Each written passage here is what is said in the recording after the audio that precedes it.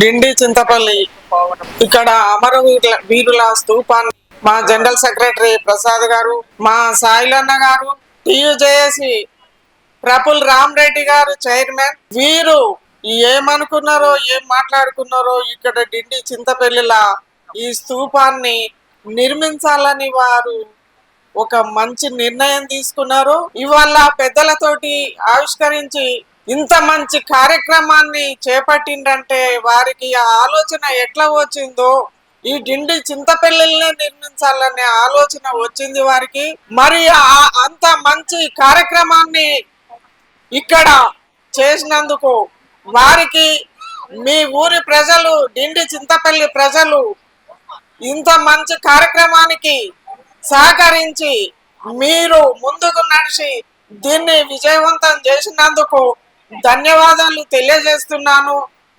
డిండి చింతపల్లి సోదరులకు, సోదరీమణులకు, ఇక్కడ ఉన్నటువంటి పెద్దలకు, వేదికను అలంకరించిన పెద్దలకు అందరికీ కానీ ఎవరికి కానీ నేను నా మనసు పూర్తిగా ఉద్యమకారుల తరఫున నేను వారికి ధన్యవాదాలు తెలియజేస్తున్నాను.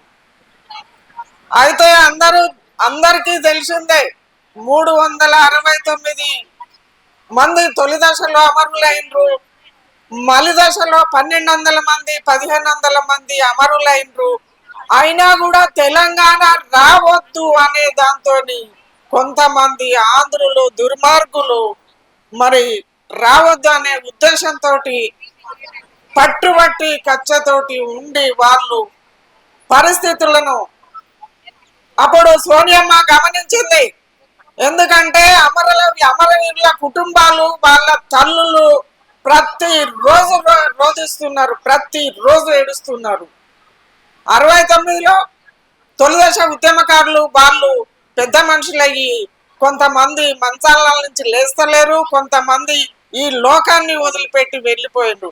అయినా కూడా ఇప్పుడు కేసీఆర్ గారు తెలంగాణ వచ్చిన తర్వాత మీకు అందరికీ తెలిసిందే, ఇక చెప్పిందే చెప్పడం ఎందుకని ఆయన తెలంగాణ బంగారు తెలంగాణ అన్నాడు. ఒక తాగుబోతు తెలంగాణ తయారైపోయింది. ఇప్పుడు రాష్ట్రానికి ఆదాయం దేని మీద ఉందంటే దేని మీద లేదు, ఒక్క లిక్కర్ మీద తప్ప. సాయంత్రం అయితే ఆదాయం తాగుబోతులను తయారు చేసి ఇప్పుడు తెలంగాణను మొత్తం మళ్ళీ మొదటికి తీసుకొచ్చి ఏ మాత్రం కూడా అమరవీరుల కుటుంబాలకు కానీ ఉద్యమకారులకు కానీ ఎట్లాంటి పరిస్థితి లేకుండా, వాళ్ళకి ఏం లేకుండా చేసినటువంటి పరిస్థితి. ఇక అదంతా చాలా ఉన్నా చెప్తే మరి మనకు పొద్దుపోయింది. ఇంకొకటి, రేవంత్ రెడ్డి గారు వచ్చిన తర్వాత నేను ఇస్తా అని హామీలు ఇచ్చిండు. 250 గజాల స్థలం, 25,000 రూపాయల పెన్షను, గుర్తింపు కార్డులు, ఇంకా చాలా చాలా చెప్పిండ్రు. 6 ఉన్నాయి మేనిఫెస్టోలో.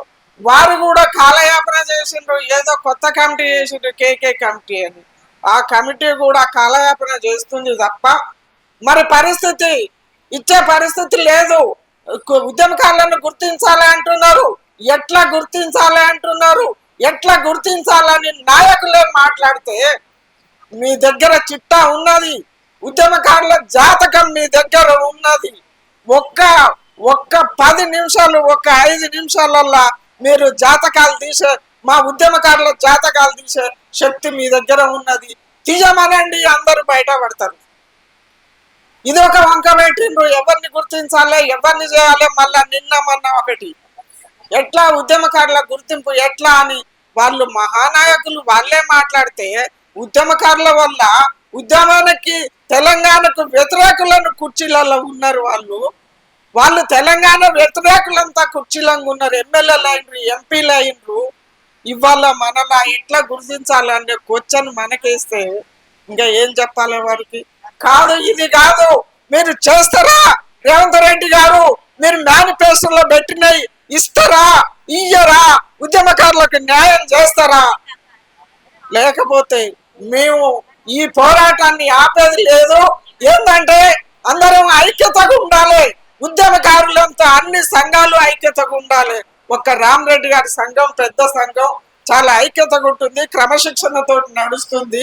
ప్రసాద్ గారు, మరి సాయిలన్న గారు, వీరందరితోటి ఇది ఒక క్రమశిక్షణ నడుస్తుంది, ఒక పద్ధతిగా ఉన్నది. మిగతా వాళ్ళందరూ కూడా ఐక్యతతో ఉంటేనే రేవంత్ రెడ్డి గారి దగ్గర మనం సాధించగలుగుతాము, లేదా జంతర్ మంతర్లో ఆమె నిరాహార దీక్షలు చేస్తాము, మేము ఇది సాధించుకొని తీర్థమని రేవంత్ రెడ్డి గారికి ఈ సభాముఖంగా చెప్తున్నాం. కాబట్టి మనం ఐక్యతగా ఉండి దీన్ని సాధించుకోవాలని నేను కోరుకుంటూ, మరి ఈ అవకాశం ఇచ్చిన మీకు, ఈ ప్రజలకు, మీ తిండి చింతపల్లి ప్రజలకు అందరికీ, ఈ సభాధ్యక్షులకు నేను ధన్యవాదాలు తెలుపుకుంటూ ముగిస్తున్నాను.